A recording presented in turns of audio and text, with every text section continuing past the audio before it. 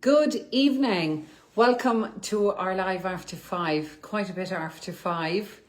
I just want to talk to you about how, as an estate agent and valuer, that we value a property. Basically, when we value a property, we look at a number of things. We look at comparable evidence on the market. Now, that's kind of real estate jargon. What do I mean by that? Similar homes to your home that have sold on the market in recent times, what do they sell for?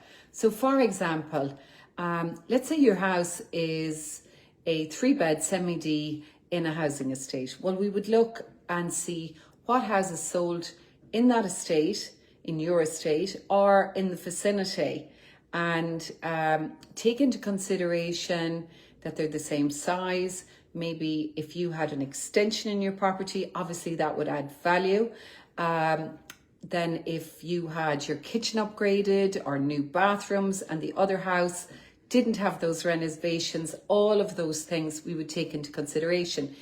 If, of course, your property is an apartment, then needless to say, again, we would look at other apartments in the same development and in the same town or city, if it's Waterford City or if it's Tramore or Dunmore East. So we would look at the area, and different areas command different prices, different apartment blocks command different prices, and the same different housing estates command different prices.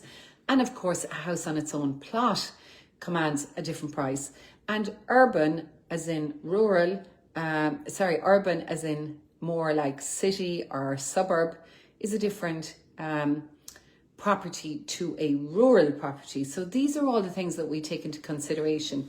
Now, the property price register is a fantastic resource, and I speak to lots of people thinking of selling who haven't gone on property price register, and lots of people who have. So there's lots of evidence there in terms of what properties are selling for. Now, it's really important as a seller that you understand that buyers are very savvy, and that many times buyers are on the market longer than houses. That means that they're looking all the time. They're looking at My Home, they're looking at Daft, they're looking at properties as they drive by, they are looking at social media, and they know what property prices are being asked and what properties are selling for. So the market decides the value of the property. And of course, the definition of value is what a willing seller is willing to sell to a willing buyer.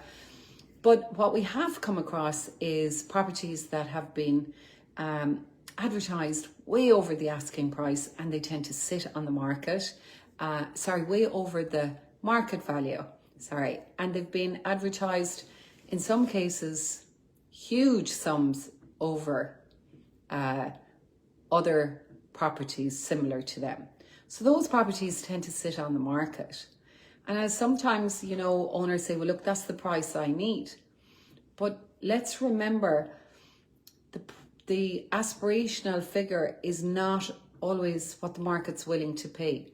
So if an apartment similar has sold for 50,000 less, buyers can see that on the property price register.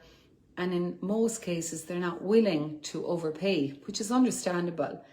We did have a very heated market post-COVID, and prices were hugely inflated because there was huge volumes of bidders frantically bidding for properties. And I don't think we've ever seen the likes of it, especially in coastal locations.